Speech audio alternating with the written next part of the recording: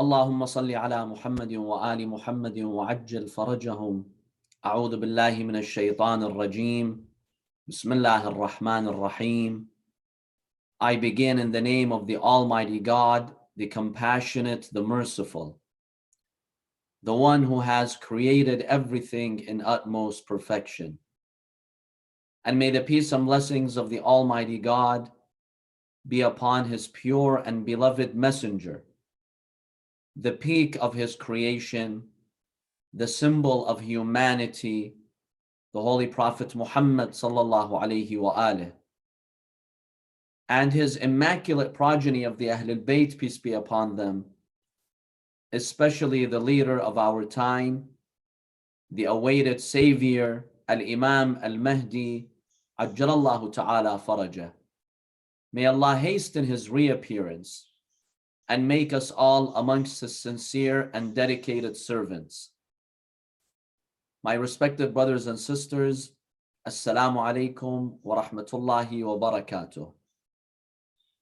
Allah subhanahu wa ta'ala states in the Holy Quran, in Surah Al-Baqarah, which is chapter 2 of the Holy Quran, verse 155, وَلَنَبْلُوَنَّكُمْ بِشَيْءٍ مِّنَ الْخَوْفِ, and we shall try you with some of fear. This holy verse points us to the factors by which Allah subhanahu wa ta'ala tries us. And the first of them that is mentioned in this holy verse is fear. بِشَيْءٍ مِّنَ الْخَوْفِ. After that comes وَالْجُوعِ, hunger. وَنَقْصٍ مِّنَ الْأَمْوَالِ, the loss of wealth, financial crisis. That's the third one. وَالْأَنفُسِ, the loss of lives. وَالثَّمَرَاتِ, a reduction in crops and fruits. وَبَشِّرِ الصَّابِرِينَ. But in the end, Allah subhanahu wa ta'ala gives good news to those who are patient. My dear brothers and sisters, today as we are facing this global crisis, as we see the coronavirus spreading to all parts of the world, many of us are experiencing difficulty in making sense of what's going on. Many people are confused. How did this happen so fast? If Allah subhanahu wa ta'ala is the all-powerful and he is the merciful, why did he not stop that? Allah subhanahu wa ta'ala is powerful and Allah subhanahu wa ta'ala is merciful. But Allah subhanahu wa ta'ala created us in this physical world in order to try us. This trial requires that we are pushed to the limit sometimes. If you want to better understand the relationship between you and Allah subhanahu wa ta'ala, think of a personal coach. Think of a personal trainer. What does a personal trainer do? If you go to the gym and you pay top dollar for a personal trainer, what does that trainer do for you? Imagine if you go to the gym and your personal trainer tells you, you know what? I'd like to be very kind to you today because I'm such a compassionate person. And instead of putting you through a 5-hour rigorous exercise, here, eat this pizza, here's a box of pizza, and watch this movie. Spend your 5 hours being very comfortable. What would you say about a personal trainer like that? The least that you could say is that this person is irresponsible. This person does not want the goodness for you. You did not go to the gym and paid your personal trainer to give you pizza and watch a movie. Your personal coach, your personal trainer pushes you to the limits, alerts you to your weaknesses. What is it that you have to work on? Allah subhanahu wa ta'ala is our personal coach. He is our trainer. And sometimes he might push us to the limit. but that's out of his mercy. That's out of his compassion. Through a global crisis like this, first of all, we come to appreciate the blessings that Allah has given us. We are surrounded by the blessings of God, but too often we forget that Allah has drowned us with blessings. A crisis like this, my dear brothers and sisters, makes us more responsible with the resources God has given us because we come to appreciate them more. It has been reported recently that a man in Italy, he went to a hospital and he needed to use a ventilator for 1 day. So after he used the ventilator, he was told by his doctors, you have to pay for it. Here's the bill. So he looked at the bill, 500 euros he had to pay for the ventilator. He started to cry. Initially, his doctor thought that he's crying because he has to pay that bill. Maybe he doesn't have the money, maybe he's cheap, he does have the money. But he thought that this man is crying because he's now burdened with this 500 euro bill. But then he looked at his doctors and he said something that made all of his doctors cry. He told them, look, don't misunderstand me. I am not crying because this bill is high. I'll pay it. Don't worry about it. I have money. I'm wealthy. And it's okay. I can afford this bill. But when I looked at this bill, I remembered something. I remembered that for 60 years, God has given me free oxygen. He never charged me for it. I came here to the hospital one day. I used a ventilator to help me breathe, and I had to pay that much money for 1 day of breathing. 60 years, I never knew the blessing of having oxygen around me, of being able to breathe without trouble. Never one day did I stop to thank my Lord. That's why I'm crying. I'm crying because I regret all those years of not thanking my Lord. Sometimes, my dear brothers and sisters, these trials, these crises, they allow us to appreciate the blessings and gifts that Allah subhanahu wa ta'ala has given us. And therefore, we come to see the wisdom and mercy of Allah in allowing for such a global outbreak to happen. Number two, my dear brothers and sisters, this crisis is a message and reminder to us all that we need to make lifestyle changes. Sometimes people don't change their lifestyles unless they're forced to. Life has come to a standstill in many parts of the world, bringing families together, families who otherwise would not see each other.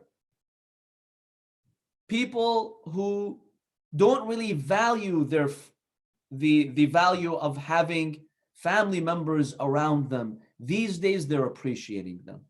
Families are standing for one another. They're spending time with each other. Parents are getting closer to their children. The business is not distracting them that much. This life is not distracting them that much. And this is a rahmah, a blessing from Allah subhanahu wa ta'ala.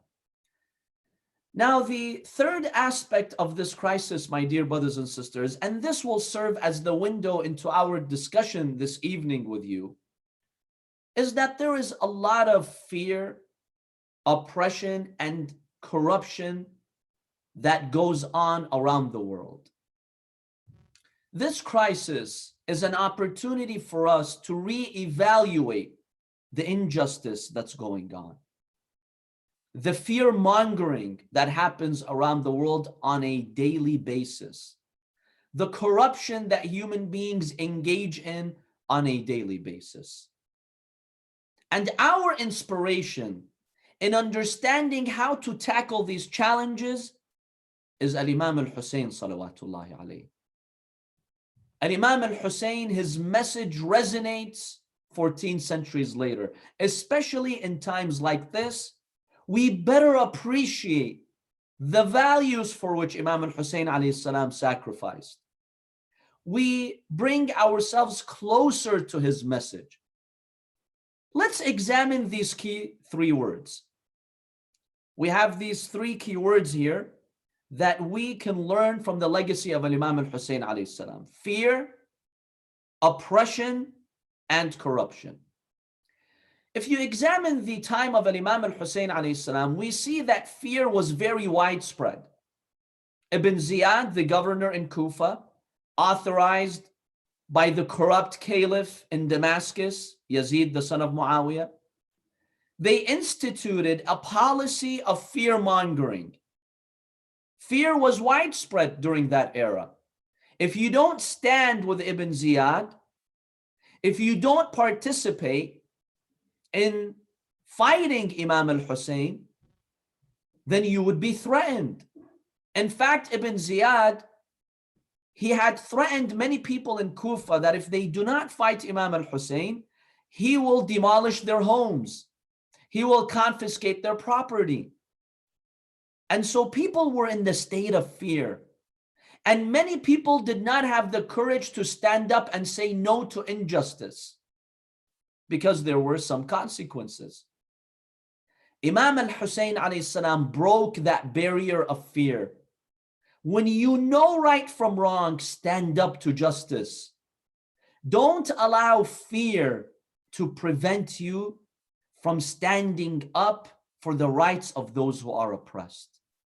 This is the core message of Imam al-Hussein alayhi salam. And on the day of Ashura, he displayed that courage along with his 70 or so companions.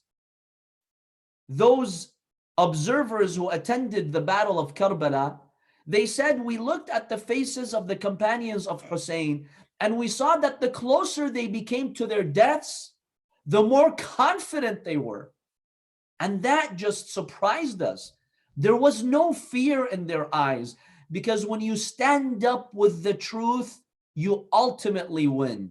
There is no losing when you stand up for the truth. That motivated them to stay strong, self-confident, and not to give in to fear. And Imam al-Hussein alayhi salam teaches us that if you live in an environment, in a world where there is fear, you fear speaking that which is right. You fear upholding proper moral values. You fear saying no to injustice. Realize that God will support you if you say the truth.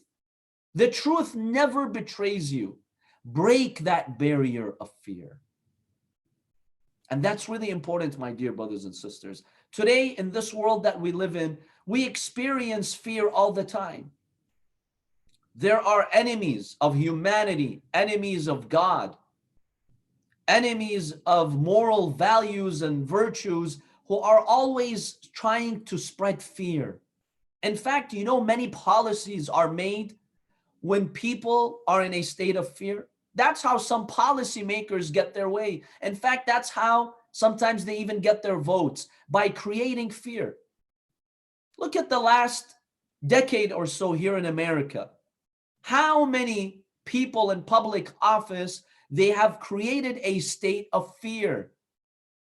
How many of you remember the whole issue with Sharia law, the whole crisis with Sharia law about 10 years ago, where you had many of these state senators and representatives, they came creating this culture of fear. Sharia law is creeping into American society, and many Americans were actually influenced by this culture of fear. Now, these state representatives, they did not even know what Sharia law is. In fact, I remember one state representative from the state of Alabama, in a press release, he was asked by a reporter. He was asked by that reporter, okay, so you're pushing for anti-Sharia legislation. What's Sharia law that you're trying to ban? Can you tell us what Sharia law is? You know what he said? I saw this myself.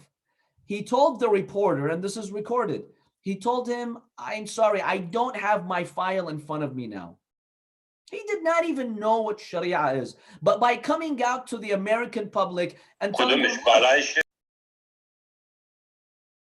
yes, he came out and he told them there is this threat of Sharia law and we're going to protect you from it. See, this is creating a culture of fear.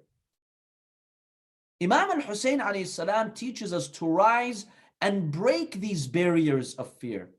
Do not allow fear to stop you from doing that which is right. There are lobbies out there that may try to twist our moral values. Be strong, be self confident. Unfortunately, one of the challenges of Muslim Americans is that because of this culture of fear, they are sometimes afraid of revealing their Islamic identity. According to one study conducted by San Francisco State University, it's very shocking. It revealed that 1 in 3 Muslim American children here in America, that's more than 30%, 1 in 3 children, they hide their Islamic identity. And 1 in 6 children actually take the greater step of hiding and pretending not to be Muslims. They will actually pretend not to be Muslims. Now, these are kids ages 5 to 9, but they're influenced by their parents, obviously. See, this is how fear operates. Now, imagine if you hide your values, if you hide your Islamic values for a long time, eventually you will be disconnected from them. Al-Imam al-Hussein alayhi salam is the symbol of strength. Don't allow fear, even if it's coming, even if the rhetoric is coming from the highest office in the country, even if white supremacy is on the rise, even if hate crimes are on the rise. My dear brothers and sisters, how many of you remember, was it last year in April or 2 years ago, where basically this culture of fear was spread to target a Muslim? It started in the UK and it came to the US, kill a Muslim, attack a Muslim. It was in April, and there were many sisters. They contacted us. We're really scared to go outside. If we have the hijab and we are visible, then this is going to put us at risk. These people were just trying to spread fear. And we as a Muslim community, we have to rise above these fears and hold on to the path of the truth, my dear brothers and sisters. And that's what Imam Hussain alayhi salam teaches us. The other aspect of fear is that when you have a global crisis, some people panic. I know in the last couple of weeks, many people have been panicking. What's happening around the world? What's going on around the world? This is something unprecedented. We have not seen before. Some people are really panicking. Are we going to starve to death? Is there going to be a global war? How many people are going to die? Imam al-Hussain alayhi salam beautifully teaches us that everything is under the supervision of Allah. He famously stated, هَوَّنَ مَا نَزَلَ بِي أَنَّهُ بَعَيْنِ اللَّهِ. The Imam alayhi salam said, Allah is with me. He sees what I am going through. I have a Lord who has a plan for me. My dear brothers and sisters, remember, this planet is a speck in this universe and Allah is in charge. Don't lose hope. Allah subhanahu wa ta'ala has the power to lift us from this tragedy. Allah subhanahu wa ta'ala is the sustainer. You might go to the supermarket, you see empty shelves. I know many families, they panic and they start stockpiling and hoarding because they think maybe in 2 weeks they're going to starve or something might happen. Remember, you have a Lord. Allah is there. Allah tries us, but in the end, Allah is in charge and He helps us. Don't allow this state of fear, which sometimes is also fueled by the media, to take your energy from you, to make you lose hope. Always remember that we have a Lord who is in charge and He will help us. This is the first keyword that we learned from the message of Imam al-Hussain: how to tackle fear, how to stand up to the truth when there is a culture of fear. The second keyword that we take from the revolution of Imam al-Hussain alayhi salam is how to tackle injustice and oppression. My dear brothers and sisters, many of us, when we think of injustice and oppression, we usually think of the typical dictator slaughtering his people. Yes, that is one instance of injustice and oppression. But there are so many other types of injustice and oppression that we human beings contribute to every single day. I'd like to share with you some practical examples that we live by every day, my dear brothers and sisters. Allah has given us the resources that we have, and we are to use them responsibly. We are to use them, not abuse them. Many of the resources that Allah has given us, unfortunately, we human beings, we abuse them. Allah subhanahu wa ta'ala has given us the gift of food. Do you know how much food we waste, brothers and sisters? Just here in America, do you know how much food goes to waste every single day, every single year? According to official statistics, Americans waste 180 billion with a B, $180 billion worth of food every single year. That's not injustice. You can wipe out global starvation and hunger with this money. This money represents the GDP of multiple nations combined. 40% of the fresh food that we have goes to waste. I'm not talking about rotten food that you throw in the bin. This is fresh food that we no longer need and we throw it, whether at home, in our dinners, in our weddings, at the restaurants.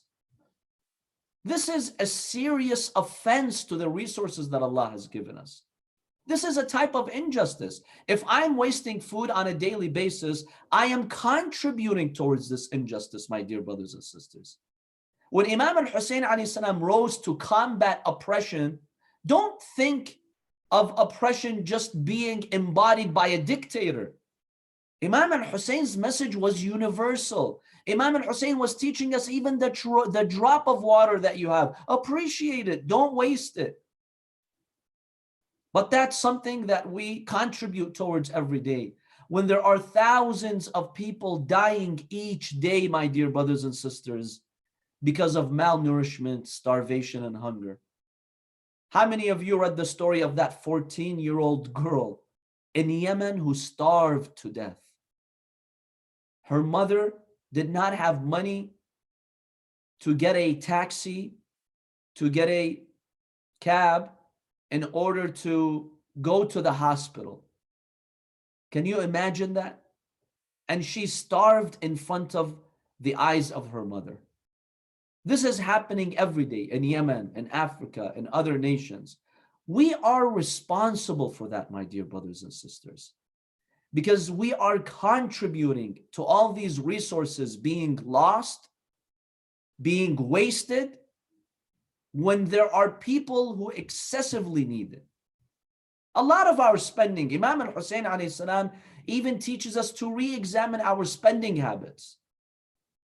You know, usually one exercise that I give to the youth in trying to see and evaluate how much resources we waste, I tell them, go to your room today, declutter your room. You know, sometimes when you've got so many accessories in your room, so many gadgets, and you want to declutter it, try this exercise tonight.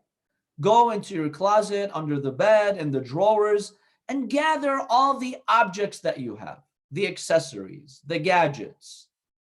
And you will find, my dear brothers and sisters, on average, 80%, if not more, of what you have in your room, you've probably not used in the last few months, in the last 6 months. You may have used it once, twice, 3 times, or not even once. And we're constantly wasting the resources.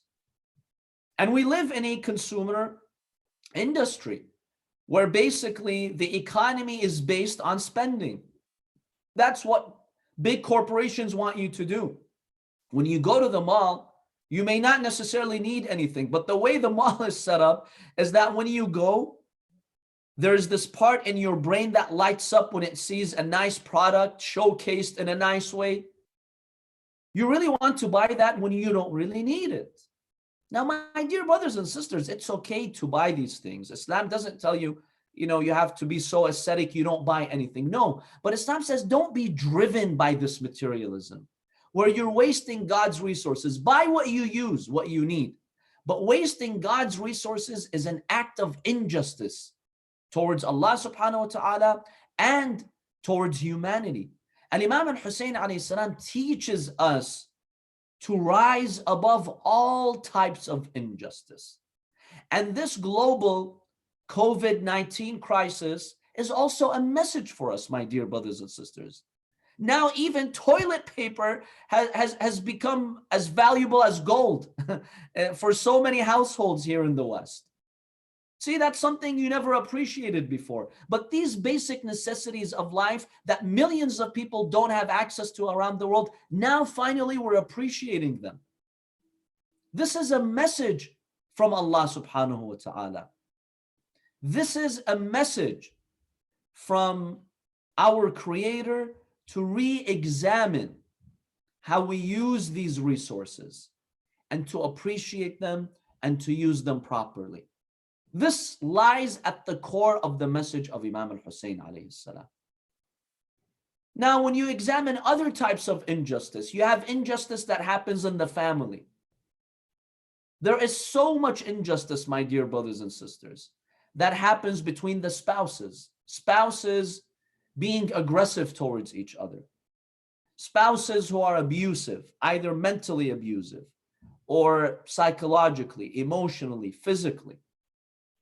This is an opportunity for us to come together, to appreciate one another. When there is a crisis, at least in our homes, we come to appreciate one another more. Realize that your spouse is on your team. You know, what's really baffling is that you find spouses seeing each other as enemies. You're on the same team. If she wins, you win. He wins, you win. You're part of the same team. Try to see that. The Holy Quran beautifully summarizes for us the whole philosophy behind marriage. Allah says when you go to your partner, you go to your spouse, you find sakina in them. لِتَسْكُنُوا إِلَيْهَا. You find tranquility in one another. Allah considers this one of the greatest signs in the universe. Because in Surah Ar-Rum, Allah talks about the creation of the heavens and the earth, how the clouds are generated. He's talking about grand signs, the diversity, the different languages that we have, the different colors that we have. Allah says, and one of the signs of Allah is that He's created from amongst your own selves partners and spouses in whom you can find peace and tranquility. God considers this as a magnificent sign. But how much tranquility exists in our homes?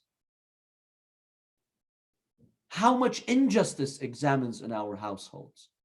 Between the spouses, the parents and their children, the children and their parents. This is injustice, my dear brothers and sisters. If I want to support the cause of Imam Hussain alayhi salam, I start with my own house. And so this global outbreak of the coronavirus is an opportunity for us to re-examine this. If not now, then when, my dear brothers and sisters? Our businesses are constantly distracting us. Entertainment is distracting us. When do we have the time to actually sit and reevaluate the place that our family should have in our lives? When are we going to sit and see each other as a team?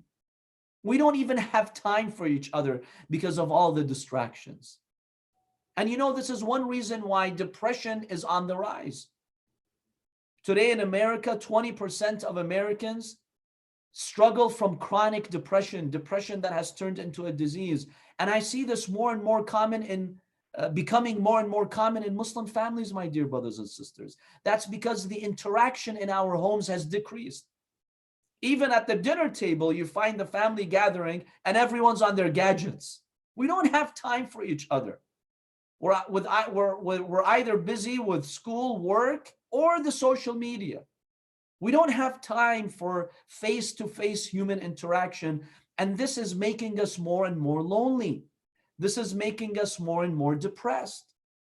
So many studies have shown that the more our youth spend time on social media, on Facebook, on Instagram, going from one post to the other, going from one page to the other, reading the likes and the comments, And then you have the whole selfie competition. Every third picture that you take these days is a selfie, according to research amongst the youth. And you're obsessed with the comments of others. This is destroying our mental health. This is making us feel worse and worse and worse. My dear brothers and sisters, this crisis now is an opportunity for us to recalibrate, to re-examine if this is healthy for us or not. Take this as a rahmah from Allah subhanahu wa ta'ala.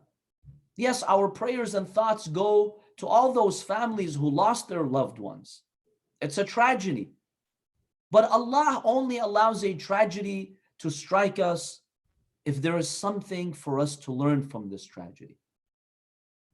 So the message of Imam Hussain alayhi salam is a message of justice, my dear brothers and sisters. And in this era, we see injustice prevalent in all parts of the world. There is social injustice. There is injustice in our families and homes. There's political injustice. So many innocent people dying around the world. The Yemenis who are dying, no one cares about them. Those in China in concentration camps, who stands up for them?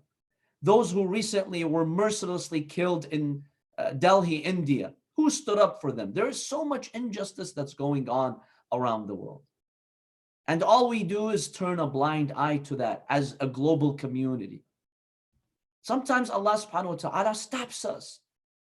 So we reevaluate all of that. We rethink all of that. Look at the economic injustice, my dear brothers and sisters. The last 2-3 decades, the gap between the rich and the poor has only increased, especially here in America. You find that the top 400 richest Americans, they control or own more than half of all the resources in America. That's a type of economic inequality that has consequences for us as a whole, on society altogether. The message of Imam Hussain alayhi salam is a message of equality. And even if you look at the demographics of his companions, you find the beautiful lessons of equality being demonstrated beautifully. The young and the old joined him.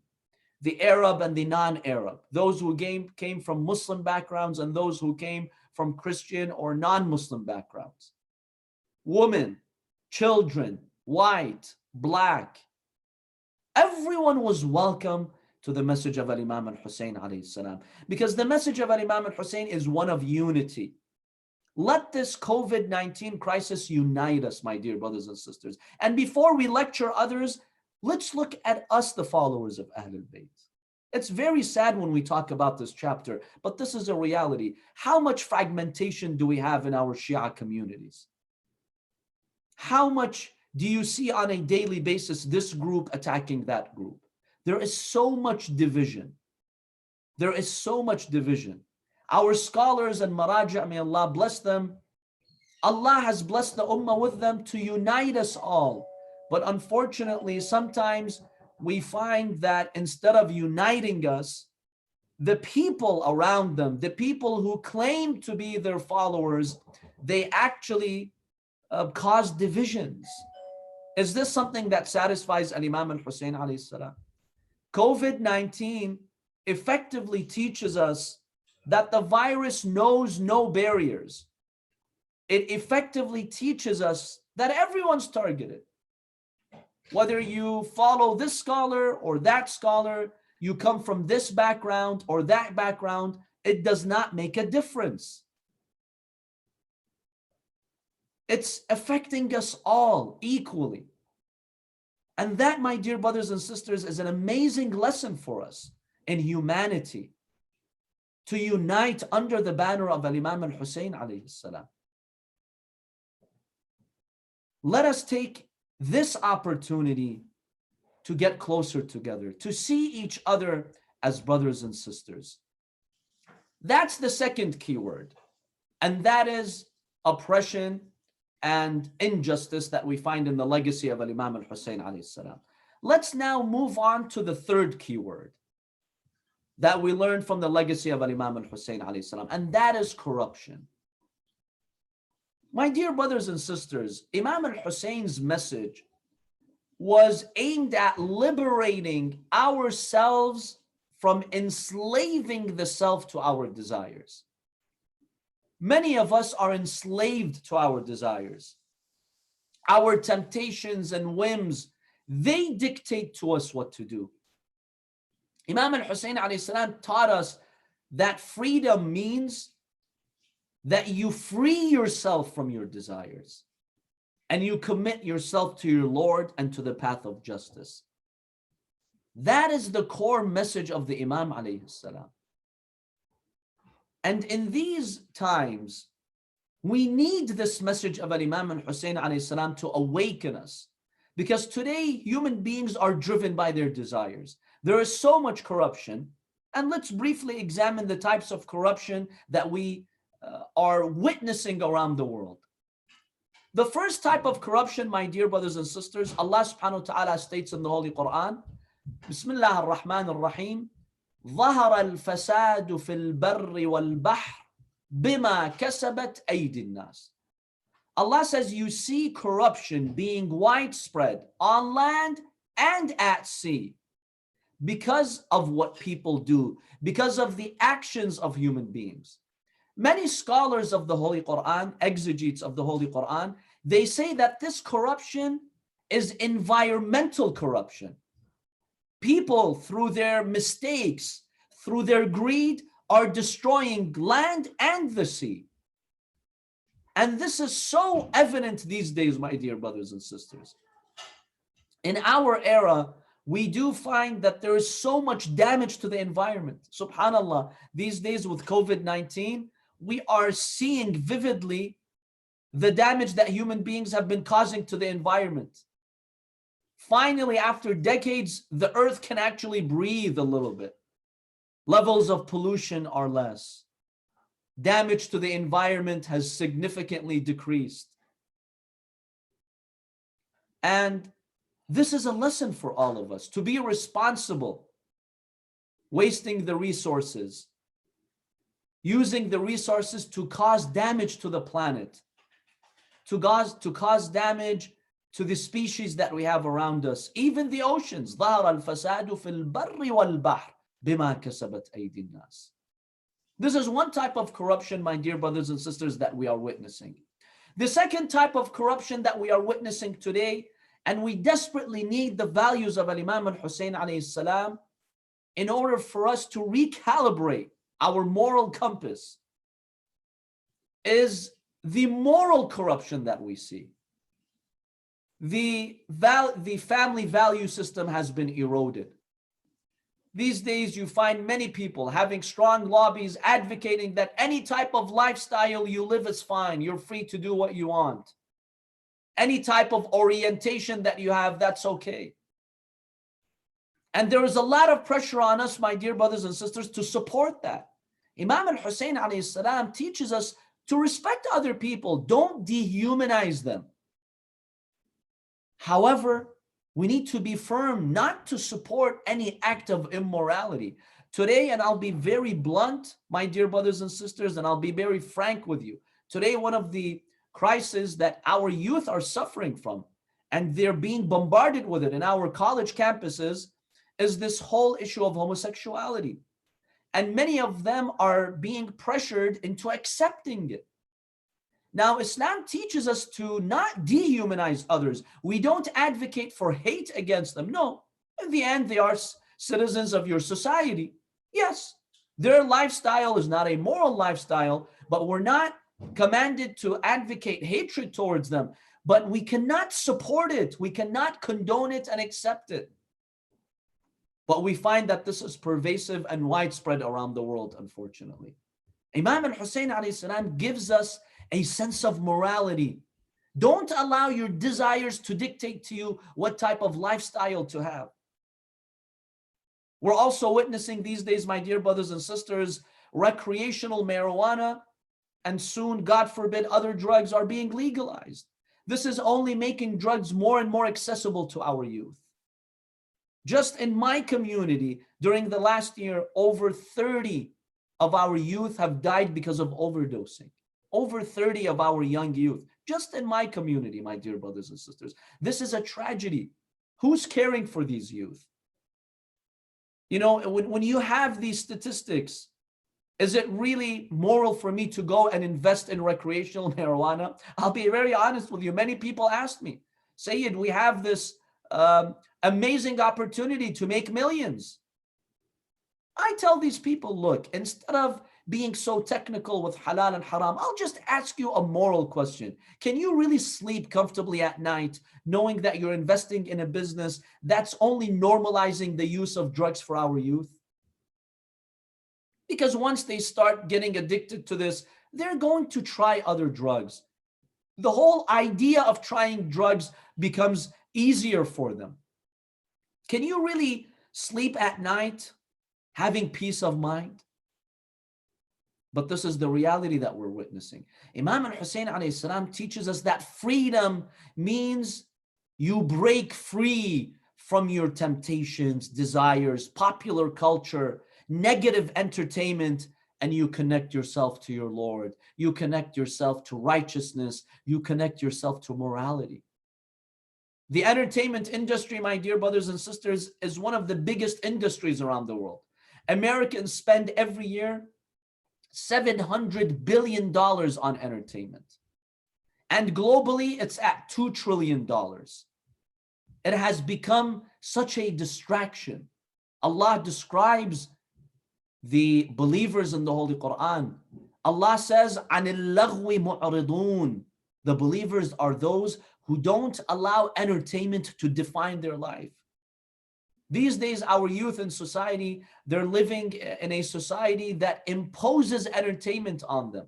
We spend hours and hours every day, billions and billions of dollars every year just for entertainment. And a lot of this entertainment actually makes corruption more accessible to us. My dear brothers and sisters, if you see the statistics, the figures that is spent on the path of corruption, prostitution, on illicit sexual activity, sexual human trafficking, that's at $150 billion every single year. You look at the size of this industry. When you look at the investments in things that harm us like alcohol, you know, some people, I've heard this from some Muslims. They say, Sayyid, what's this obsession of Islam with alcohol? So what? People drinking, let them get drunk. What's the big deal? My dear brothers and sisters, Allah has given us the gift of the intellect. And we come and we put a barrier to it. Here in America, every year, over 90,000 Americans die because of alcohol and alcoholism, either alcohol-related accidents or deaths. 90,000. When Islam says no to getting drunk and being intoxicated, Islam is saving 90,000 lives just in America. Over the world, that's at 2 million. Over 2 million people die every year because of alcohol. See, we're corrupting the resources that Allah subhanahu wa ta'ala has given us. And my dear brothers and sisters, we Muslims must be at the front lines. Muslim community leaders, doctors, engineers, professors, everyone out there in society, business people, entrepreneurs, let us share this message with others, my dear brothers and sisters. This is giving us life. This is protecting our freedoms for us. So we learn from the legacy of Imam Hussain alayhi salam how to tackle fear. Number two, we learn from the legacy of Imam Hussain alayhi salam how to reject injustice and oppression at all levels, at the individual level, at the family level, at the global level. And we learn from the message of Imam Hussain alayhi salam how to combat corruption, my dear brothers and sisters. There are so many types of addictions in our families. Just months ago, I was at a conference in Chicago, the Muslim Group Conference. A very dear brother who's done some research about addictions in Muslim households. He showed me some of the figures. It's really shocking. And these are things we don't talk about. Drug addiction, pornography addiction, all sorts of addictions are plaguing our families of all ages. The message of Imam Hussain is one that we need to discuss more often to liberate ourselves and families from all these types of corruptions. And how to help these people, number one, we're not dehumanizing these people. These people are victims. We need to help them. But more importantly, how to protect our families. And the best time, my dear brothers and sisters, to reflect on all of this is during such a crisis. Because now we have a little bit more time to focus, to re-examine our priorities. And I remind you of one last point before, inshallah, we open the floor for questions and answers, that next Wednesday night, this upcoming Wednesday night, April 8th at night, we will all celebrate the birth of the Savior, Al-Imam Al-Mahdi Ajjalallahu Ta'ala Farajah. We have an Imam of our time who continues the message of Al-Imam Al-Hussain alayhi salam. We have authentic hadiths that state after Al-Imam Al-Mahdi reappears, there will be a few months of challenges and people fighting the Imam. But it is on the 10th of Muharram, the day of Ashura, that Al-Imam Al-Mahdi actually establishes his global government of justice. Well, that day, the day of Ashura, is not a random day, my dear brothers and sisters. It seems that Allah will choose the day of Ashura to be that day for the Mahdi, to remind everyone that the Mahdi is continuing the message of his grandfather, Al-Imam Al-Hussain. Imam Al-Hussain started that revolution, but it continues through his grandson Al-Mahdi. So let's make a commitment with the Imam of our time to uphold the values of Abi Abdullah Al-Hussain. And next week is a week in which we all turn to the Imam of our time and remember the legacy of Imam Al-Hussain alayhi salam. So with that, my dear brothers and sisters, we open the floor for our Q&A session, inshallah. If we can have a word from the moderator, how this is going to be run, inshallah, so everyone can participate.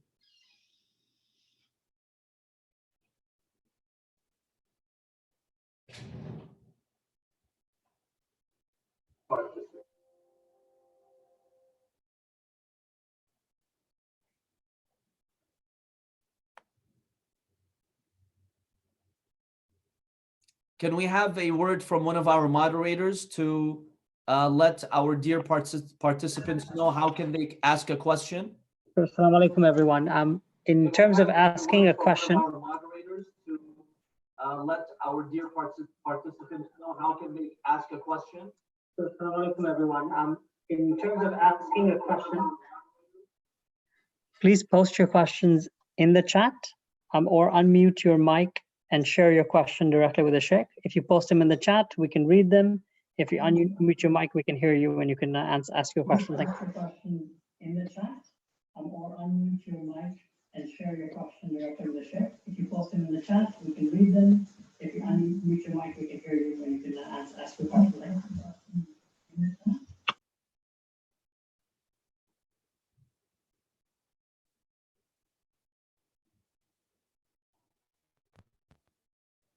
One of the questions I have here is how will the social distancing impact our community in the long term? We have already felt the impact of social distancing, my dear brothers and sisters. Friday prayers have been canceled. Our normal programs, the religious schools, religious programming, community programs, all of that has been canceled in order to slow the spread of the virus.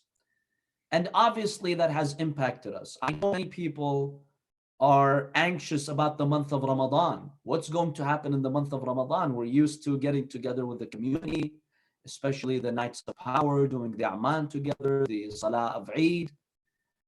There's no doubt that we're all being impacted.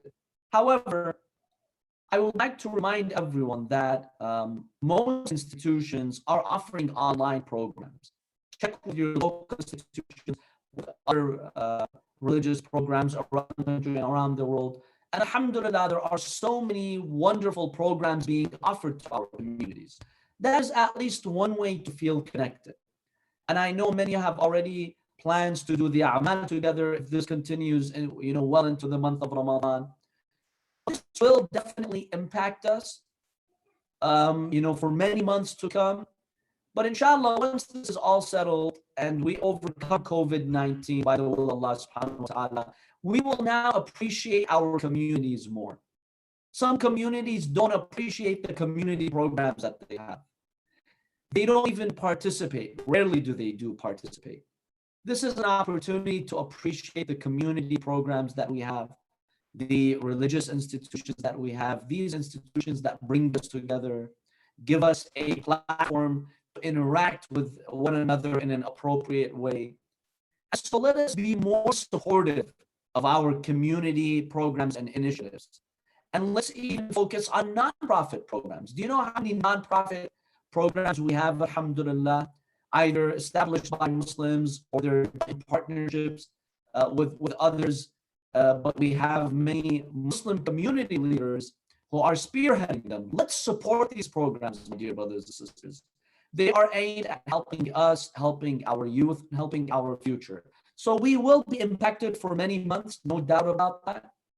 But remember that from our own homes, we can tune into these programs and we can do the A'mal of the month of Ramadan. We can have educational programs with our family. My dear brothers and sisters, I invite you, first of all, pray Salat Jama'ah together in your house. Now that you're spending most of your time at home, pray Salat Jama'ah together. The morning prayer, wake up everyone and pray together as one family. You know how much this will bring you together, this feeling of spirituality in your family. It brings so much barakah to your life. And then get together 20 minutes, 30 minutes a day. Have one of your children tell a religious story, reflect on a lecture that you see together.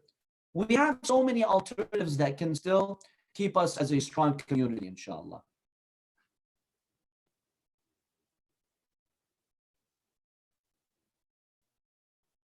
I am now reading some questions that we are receiving here.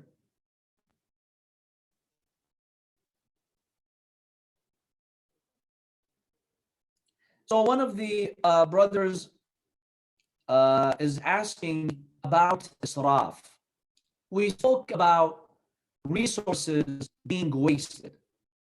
Allah subhanahu wa ta'ala tells us in the Holy Quran, eat and drink, وَلَا تُسْرِفُوا, and do not be wasteful.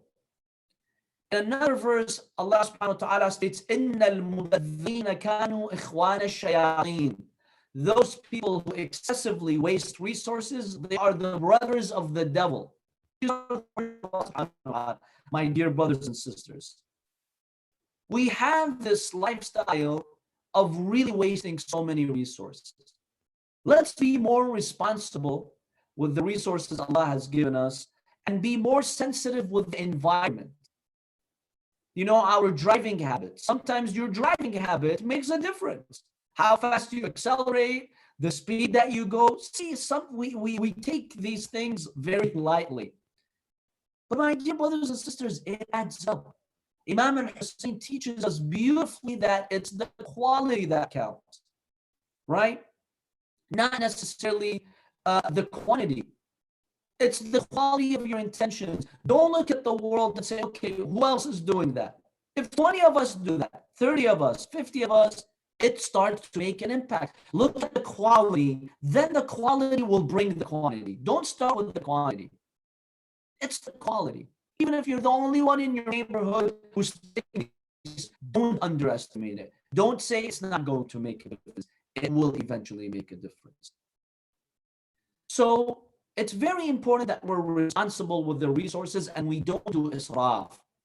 Now, my dear brothers and sisters, israf means basically that you don't use the resources that you buy. Some people say, well, I'd like to have 20 types of clothes in my closet. Is that haram? I'd like to have 10 pairs of shoes. Is that haram? No, it's not haram. Allah has given you these resources. Fine, take them.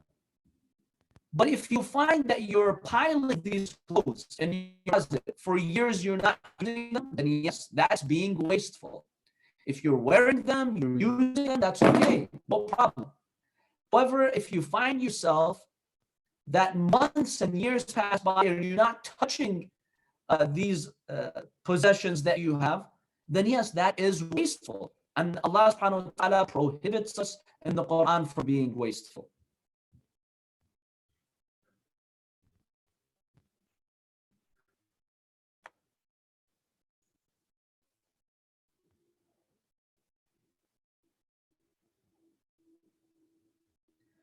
So one of the brothers and sisters is asking the following question is, how do we address sensitive issues like homosexuality with our youth? My dear brothers and sisters, our kids as young as 5, 6, 7 are being exposed to this. They go out there in school, they are being told that this is okay. Some parents say, I don't want to open this door. I don't want to talk about it because my children are too young. I don't want them to think about these issues because they're too young and they could easily, be confused and even be corrupted. The reality is, my beloved parents, our dear parents, the reality is, if you don't talk to your 5, 6, 7, 8-year-old now, the teacher is talking to them, classmates are talking to them, the cartoons are talking, the movies are talking to them. So we need to give them a heads up. It's okay to sit with your little children and tell them, Baba, Mama, look, there are people out there in society who have different lifestyles. However, the moral lifestyle that Allah wants for us is this. Not everyone is going to live this way, but that's okay. We need to understand there are other lifestyles. Give them a sense of what's right and what's wrong, because they are getting confused and others are solving the problem for them. Others are giving them solutions the wrong way. So we as parents, we have to tackle this early on. Just give them help so that when your child goes to school and he hears about this, they're not disoriented. At least they're like, okay, Mom, Dad, talk to me about it. I understand people have other ways of living, and there is something that is morally right and morally wrong, and at least I know that. That's all. So it's very important. Now, even my dear brothers and sisters, this is being enforced in schools. Even in sex education classes that are being imposed around the world, they're forcing your children to accept this. So it's very important that in your homes, early on, you give them heads up. You give them a sense of what's right and what's wrong, so that if they hear this out there in society, they don't get confused.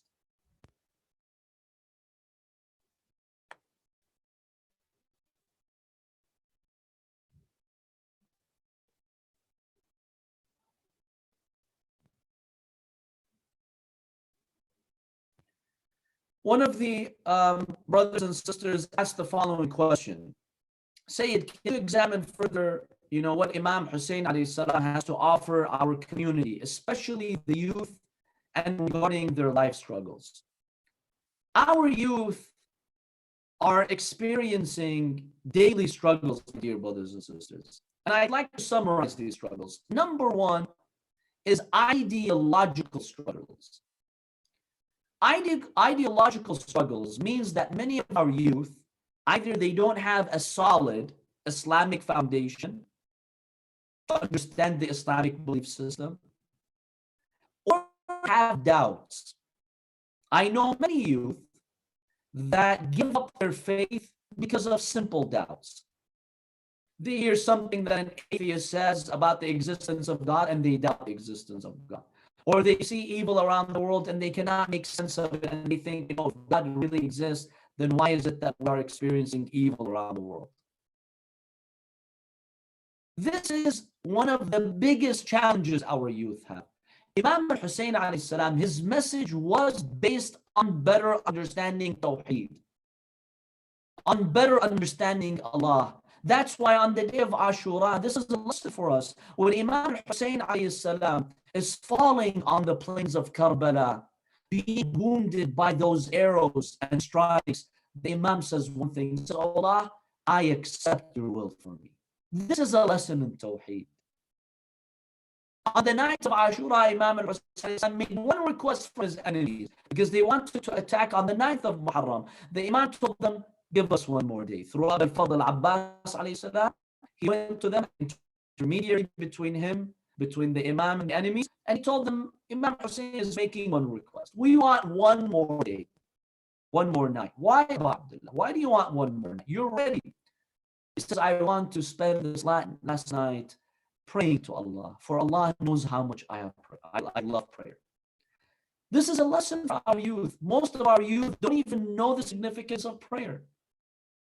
Prayer allows us to connect to the source of all goodness in the universe. What is it that you, human being, what is it that you want? Everything you want is found in Allah subhanahu wa ta'ala. You want power? Allah is the source of all power. You want richness and wealth? Allah is the source of all richness. You want this beauty and art? Allah is the source of all beauty in the universe. Imam Hussain allows us to see that.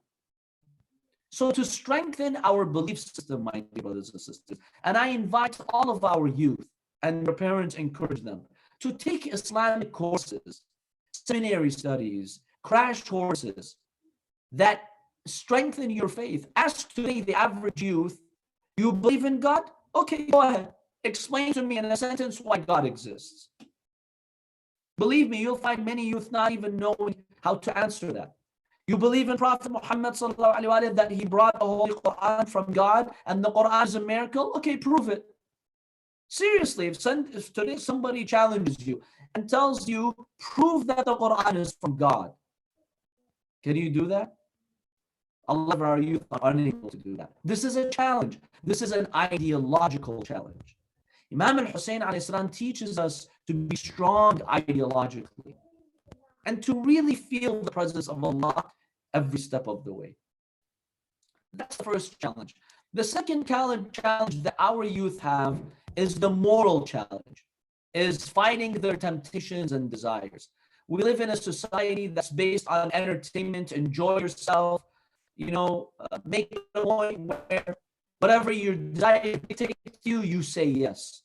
You want to try drugs? Go ahead. You want to try smoking and vaping? Go ahead. You'd like to explore your sexuality and do whatever it dictates to you? Go ahead. This is wrong. Imam Hussain teaches us you're a slave. You are enslaved to your desires. Our youth have to rise above these desires. There's nothing more beloved to Allah than resisting your temptations and desires. Train yourself. Not everything that yourself craves and wants, you give it. When it comes to all of our desires, my dear brothers and sisters. And so this is a lesson that we learn from Imam Hussain. I'd like to share one practical step here with you, my dear brothers and sisters. If you youth, I think it was last year, they asked me, how can we resist against our desires and appreciate the blessings that Allah has given us? I gave them a few practical steps. One step that I shared with them is the following. I told them, tonight when you sleep, you have that comfortable bed, pillow, blanket. Once a month, that's all I'm asking you, once a month, sleep on the ground. No pillow, no blanket. Now your room is warm, so you're not going to shiver. But sleep on the ground, no pillow, no blanket. You know how much this will humble you? Next day in the morning, you might wake up a little bit sore, but your spirituality is elevated. You'll become humble. You'll appreciate the blessings Allah has given you. And there are billions of people around earth, they don't have the luxury that you have. Prophet Isa alayhi salam, in a beautiful hadith, he states that my mode of transportation are my two legs. My servants are my hands. My bed is the earth. My pillow is the rocks. My blanket is the sky.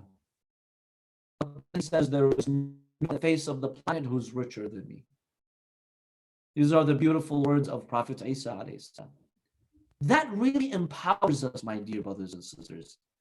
To struggle against our desires and temptations, it really makes us strong. It gives us a renewed strength to uphold justice and to find our way. So there are many effective ways that we can share with our youth, inshallah. Let's look at some of the other questions coming here.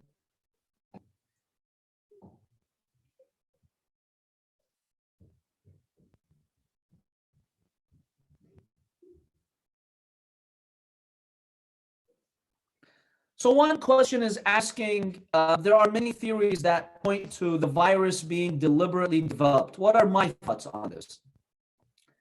First of all, my dear brothers and sisters, up until today, there is no concrete evidence that supports the virus being, manufactured in a lab and deliberately spread around the world.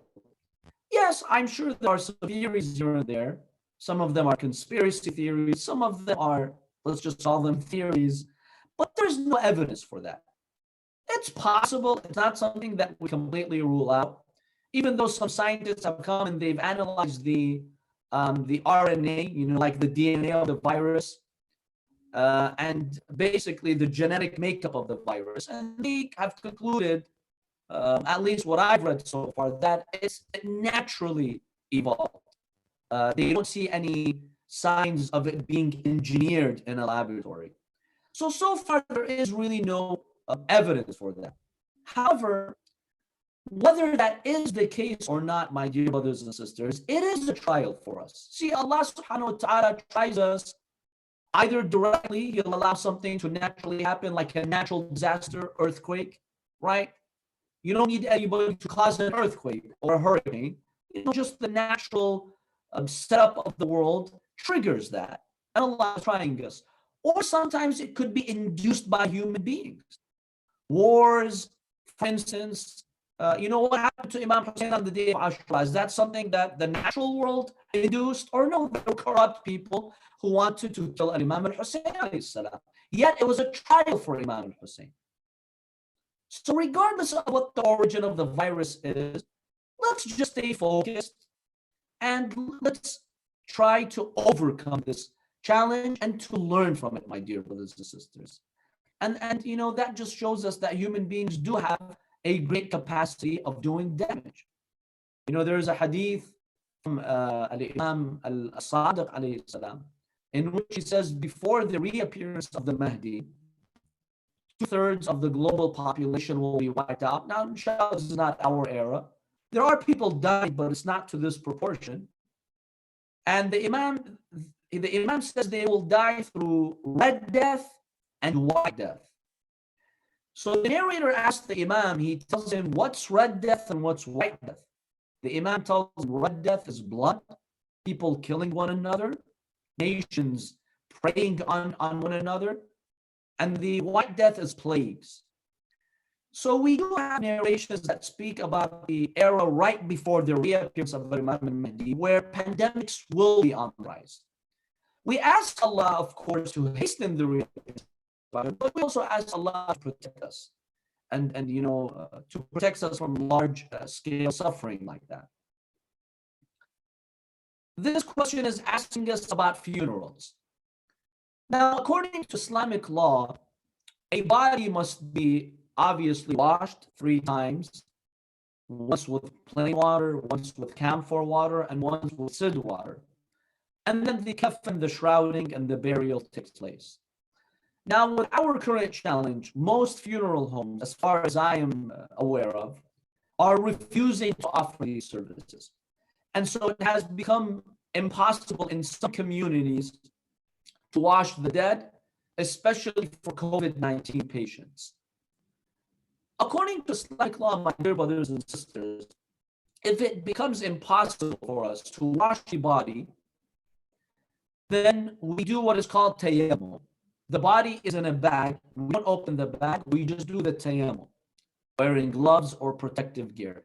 If that is also not an option given to us, then the body is just directly buried without any of these preparations. This happened in the holy city of Qom, 3 weeks ago, last month, when the virus broke out there, and many bodies were brought to the funeral homes.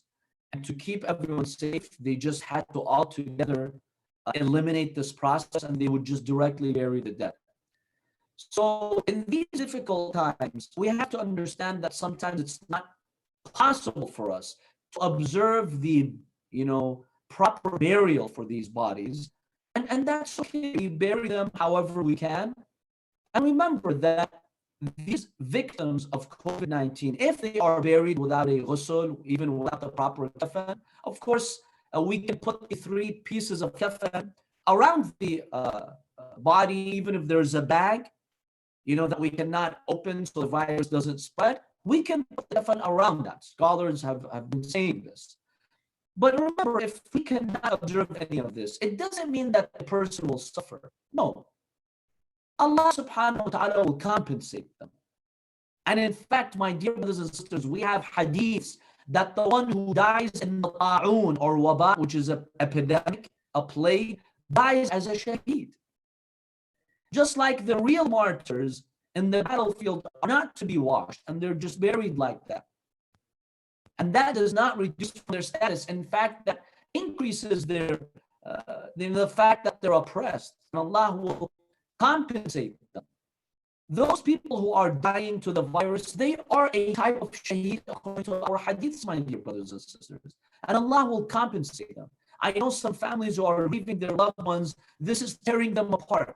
I saw my brother, my father, my sister, my mother having no funeral, and even their body was not washed. It's okay. Remember that they went back to their Lord, and Allah is the one who's going to compensate them. Don't let that really cause so much frustration in you. If you've lost a loved one to COVID-19, may Allah protect you all. If you've lost one, they are a shaheed in the eyes of Allah subhanahu wa ta'ala. They are really considered martyrs. And Allah will compensate them. Allah subhanahu wa ta'ala is going to elevate their status because of that. So we try our best to fulfill their requirements. If we cannot, then they are just buried. However, under no circumstance, my dear brothers and sisters, does Islamic law allow for cremation of bodies. Cremating and burning the bodies is a violation of Islamic law. It's considered desanctifying the body, and that's something that we strictly have to avoid at all costs.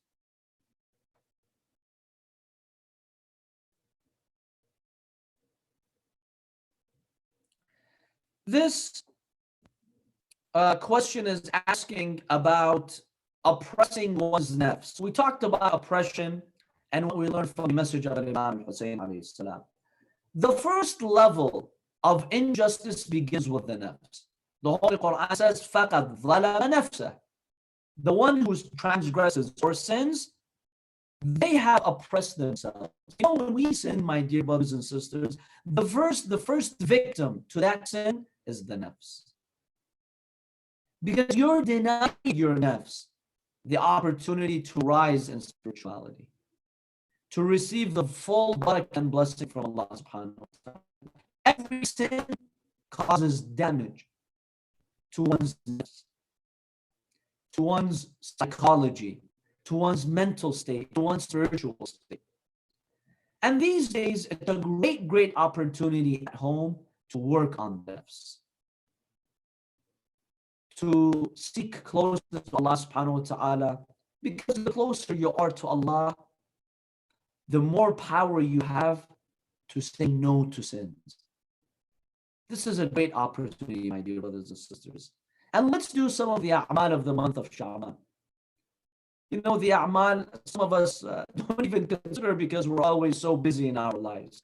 Do some of the a'mal. Open Mafatih al-Jinan, these books of a'mal. Do some of the a'mal in this holy month. This is a month that spiritually prepares us for the month of Ramadan. And doing some of these beautiful a'mal, whether from the Quran or from the hadith or the prayers or the supplications or the dhikrs that we say, this goes a long way, my dear brothers and sisters, in bringing us closer to Allah subhanahu wa ta'ala. Even simple dhikr like La ilaha illallah. When you say La ilaha illallah, if you read these of the great barakah and reward that Allah gives you, it's fascinating, my dear brothers and sisters. At night before you sleep, say La ilaha illallah. Or say a dhikr al-Yunusi, that Prophet Yunus would state. لا إله إلا أنت سبحانك إني كنت من الظالمين. Read this verse, my brothers and sisters, at least 70 times a day. It increases your rizq. And remember, rizq is not quantity of wealth, it's quality of life. Don't mix these two. You know, there's a beautiful hadith from Imam Ali ibn Abi Talib alayhi salam, in which the Imam says constant exposure to singing, music leads to poverty. Once I had a brother who told me, Sayyid, do you really believe in this hadith? I told him, sure, why not? What's the problem? He's like, Sayyid, come on. Look at the singers and musicians. They're the richest people in the community, in society. So what does Imam Ali mean by constant exposure to singing and music will lead you to poverty? I told him, you've misunderstood the word poverty in the eyes of Amir al-Mu'mineen. Poverty is not a number, a figure. Yes, the person can have $50 million, but what's their quality of life? Then I told him, just look at the official statistics. The highest rates of depression and suicide are found amongst musicians and singers. Now, I'm not judging them here, but just to show you the statistics. The UK released a study a few years ago trying to see how depression and suicide is impacting British citizens. They found that 19% of the average population is suffering from depression. Then they looked at some subgroups, and they saw that 74% of musicians and singers in the UK suffer from depression and suicide. That's rizq, quality of life. Saying La ilaha illa anta subhanaka inni kuntu min al-zalimin increases the rizq and improves the quality of life. It brings the barakah in your households. Reading the Quran in our household, studying the Quran, my dear brothers and sisters. The Prophet ﷺ states the household that treats the Quran well, reads the Quran, studies the Quran, it illuminates to the angels of the heavens, just like you see the stars on a dark night. Have you seen the stars? The angels will see a light coming from your house and they will pray for you. Let's take this as an opportunity to get closer to the Quran. MashaAllah, some of our kids, ask them to tell you who are the NBA heroes, NFL heroes. Look at this particular sports person. How many scores has he made? Where has he played? MashaAllah, they're an encyclopedia. They know all of it. But we have 114 chapters in the Holy Quran. We have 12 Imams of Ahlul Bayt. How much do we know? Even the names of the chapters, let alone the content, we don't know. Ask some of our youth.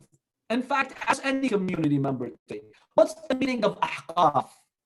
Is that also in the Holy Quran? Zukhruf, Jathia. You think you're speaking Chinese or some foreign language.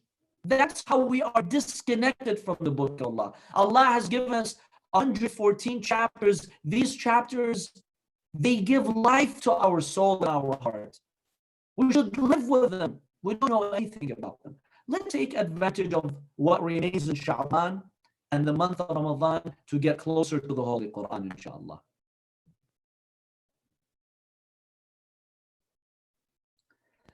This brother is asking about the angel Phutros. See, we have hadiths that tell us Phutros was an angel. God gave this angel a command. This angel was slow in executing the command of God. So Allah took the wings of this angel, because all the Quran tells us that the angels have wings. They come in pairs. And in fact, we have hadiths that say Jibra'il, he's the greatest angel, he has 600 wings. Now, many scholars have said, don't think of a physical wing, literally. A wing is basically a power that God gives the angels for mobility, to move from one heaven to the other, to come to the earth, to go to the throne of Allah subhanahu wa ta'ala. In any case, Allah took this capacity from Phutros, and then when Imam Hussain alayhi salam was born, through the blessings and the barakah of Imam Hussain, Allah gave him back his wings. Now, scholars obviously have different interpretations about this event, but what we can conclude from this story of Phutros, in Angels do not sin. And what Futrus did was not a technical sin. Angels are infallible. They execute the orders of God. But Futrus was a little bit slow in executing the will of God. And remember, Allah subhanahu wa ta'ala has delegated the tasks of the universe, running the universe, to the angels. Read Surah Al-Nazi'at.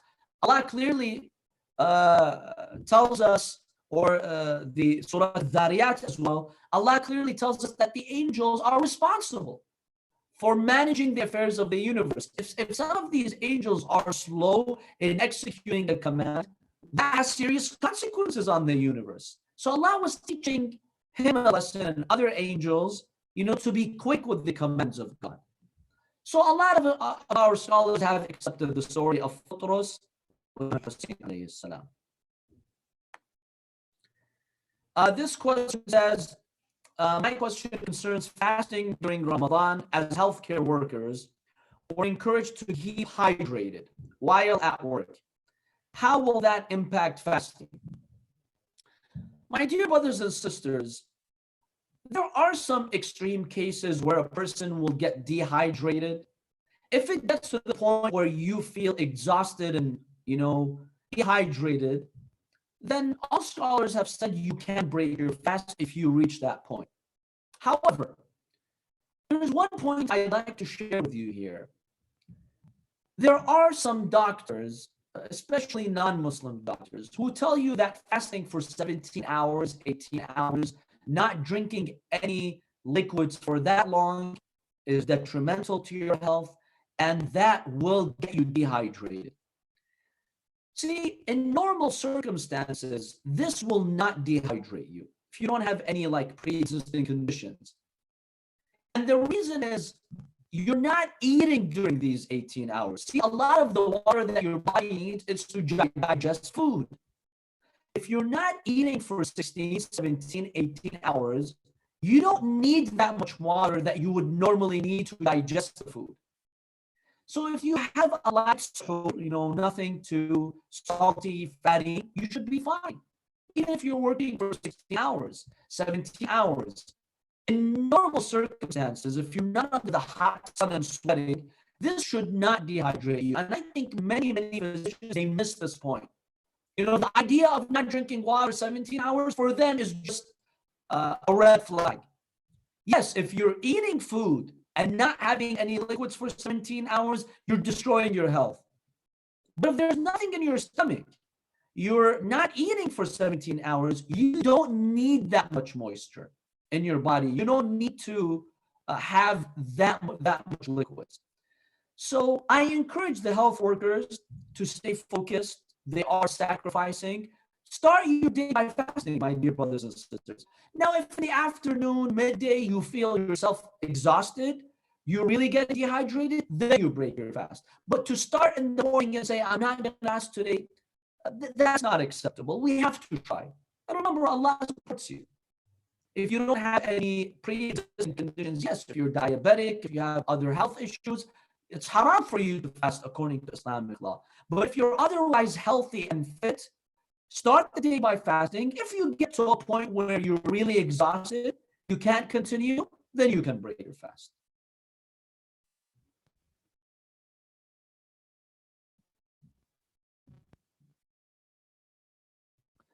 This question is saying, for those who are not medics, what is our responsibility in regards to distributing food if we risk bringing the virus into our homes? My dear brothers and sisters, we have to sacrifice, not just the doctors and the nurses and those in healthcare. There are many people, maybe the elderly, they can't go shopping. It's recommended for us to distribute food. However, we cannot put our own family at risk. Either we can guarantee that we are observing protective gear so that we're not exposed to COVID-19. I know that may be a hassle, may be difficult. Sometimes, as the day goes on, maybe we're a little bit more flexible, with the rules. But we have to be consistent. Either we guarantee that we're actually observing full protective gear so we don't expose our families, or we self-isolate. If you're distributing food to the hungry, to the poor people, to the elders, and you think that you might have been exposed, then don't expose your family members.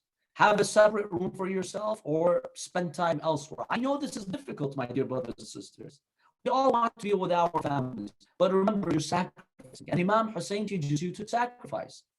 When you sacrifice, Allah takes care of your family. So if you think you might be putting your family at risk, don't, you have to maintain social distance.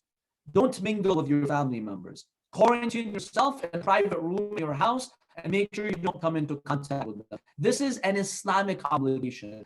The law of no harm in Islam says don't expose yourself to harm and don't expose others. So wear protective gear, but if you think you've been exposed, then don't expose your family members. You have to self-isolate.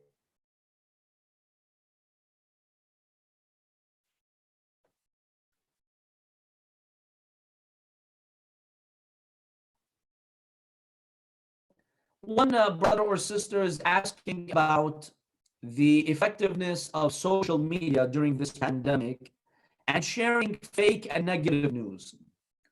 First of all, my dear brothers and sisters, there's a lot of fake news that's really going, especially WhatsApp news, whether it has to do with COVID-19, statistics, government making decisions, or religious news.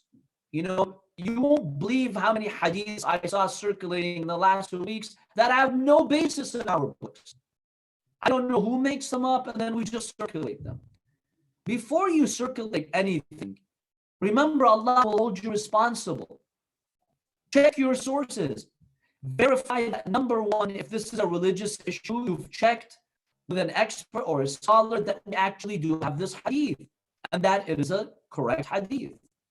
Number two, don't spread things that are negative, that make people lose hope or that make people feel weakened. In these difficult times, we have to uplift our morale. Strengthen your brothers and sisters. Share with them positive news. Yes, sometimes you may need to share some points so they protect themselves. If there's a risk and it's a valid risk, share it with others so they can at least protect themselves from these risks. But anything that's coming and going, a lot of the negative news that we're finding out there, a lot of the fake news, let's please be very judgmental in what we share. Some people, all they do is they just forward. They bombard you with news that have no basis. Let's share something that's useful, my dear brothers and sisters, something that's educational, something that's motivational, something that's spiritually uplifting. This is how we help others, because Allah subhanahu wa ta'ala will hold us responsible.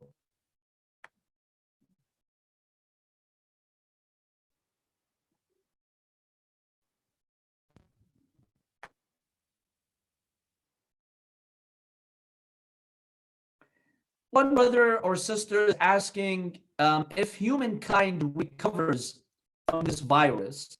I doubt that mankind will change their way. I also believe this is a wake-up warning for all of humanity. Historically, these events do not seem to have helped. Can we look at this as an opportunity to save a few regarding their way of life? My dear brothers and sisters, first of all, the scale of COVID-19 in terms of its global impact is unprecedented. Even if you look at historical pandemics, yes, they killed more people, but they were more localized. Today, every city in the world, every nation, every country is impacted by COVID-19, either by lockdowns, travel restrictions, economy, you name it. We've not seen in our at least recent history anything like this, where life comes to a standstill in almost all countries of the world. So this is something that's really unprecedented. Now, you are right that there will be a lot of people who may not learn from this experience and they'll go back to their ways. Sure, we've had examples of that in history, where people come out of a tragedy and they don't learn their lesson and they go back to their ways. But I assure you that many people already Muslims and non-Muslims, they are at least seriously reconsidering their lifestyles. They may not make full changes, but they are making some minor changes. That in itself is helpful. It adds up. If 7.5 billion people make small changes in their lifestyle, that in itself does add up. That's number one. So it does have an impact, guaranteed. Number two, my dear brothers and sisters, see, Allah subhanahu wa ta'ala completes the hujjah on us. Allah subhanahu wa ta'ala completes the proof on us, so that no one on the day of judgment will say, oh Allah, you did not send me a sign. I was so distracted in this dunya, I was so distracted by these elements around me, you did not give me a wake-up call. After COVID-19, honestly, many people don't have an excuse. Allah will tell them, I sent you a warning. I sent you a message. I sent you a reminder. Yes, many people have the tendency to reject the messages of Allah subhanahu wa ta'ala. Allah clearly states that in the Holy Quran.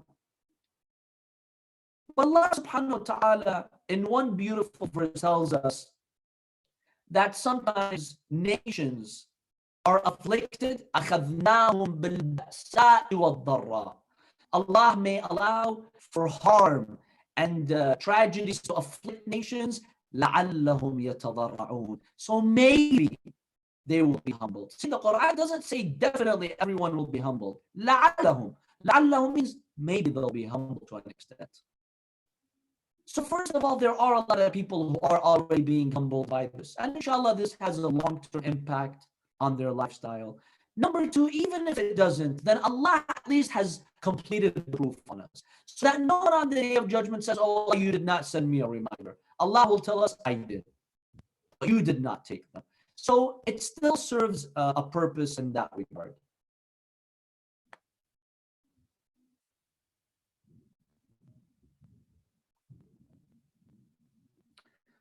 One brother is asking, or one sister is asking, what are my thoughts on the possible cancellation of the Hajj this year? Is this an indication of Qiyamah? So it seems that the authorities there have already announced that the Hajj will be canceled this year due to the risk of COVID-19 being spread around the world and in Mecca. Now, there is something unprecedented, my dear brothers and sisters, that's going on in the city of Mecca. And that is the tawaf altogether. The rituals of Masjid al-Haram have come to a complete stop. This has not happened in history as far as we know. Yes, there were in the past years that the Hajj would be called off, meaning people coming from outside cities to do the Hajj due to political crises or other problems. But at least the people of Mecca could go to Masjid al-Haram and they could do the pilgrimage. Now that has completely come to a halt. And this is really something unprecedented. We do have hadiths in the words of Imam Ali alayhi salam and in the Imams of Ahlul Bayt that one of the signs of the end of times is that the Hajj will stop. وَمُنِعَ الْحَجْ or مُنِعْتُمُ الْحَجْ. Basically, you will not have access to the Hajj. This could be one of the signs of the reappearance of Imam al-Mahdi. We cannot say for sure, but it has been mentioned in hadiths. So let this better prepare us for the Imam, my dear brothers and sisters. Next Wednesday night, we are celebrating the birth of Imam al-Mahdi Abdullah Ta'ala Faraja. Let's be ready. Let's take COVID-19 as a reminder that the reappearance is closer than we think. And it's important for us to be ready through our akhlaq, through our piety, through our sense of justice. Let us be ready for the Savior, because the hadith says he will emerge in Mecca on the night in an odd year in the Islamic calendar. So this year is 41. This is an odd year. Inshallah, we ask Allah to hasten the reappearance of the Imam. But we cannot specify which year. But inshallah, it's closer. And it's really tragic that we cannot go to that. But even through that, my dear brothers and sisters, I believe Allah is sending us a message. You know, the Kaaba is telling us what the Kaaba said to the era of Imam Hussain. Muslims were coming, doing the Hajj when a dictator like Yazid was in charge. Imam Hussain chose to leave Mecca one day before Hajj. Why? Teaching Muslims, what's the value of this Hajj that you're doing when you say yes to injustice? It seems that Kaaba is sending us this message. Enough is enough. The corrupt rulers, that are ruling the Muslim Ummah today. The Muslims distancing themselves from the real values of the Holy Quran. What's the value of this Hajj when we have abandoned the true message of the Holy Quran? My dear brothers and sisters, we conclude our session today. We have reached our time limit. I would like to sincerely thank all of you for participating. I would like to thank especially the organizers at Ummah for facilitating this beautiful session today. I ask Allah subhanahu wa ta'ala to keep you and your families healthy. And we ask Allah to strengthen and reward all of the doctors, all of the practitioners who are risking their lives to keep us all safe. May Allah bless you all, my dear brothers and sisters.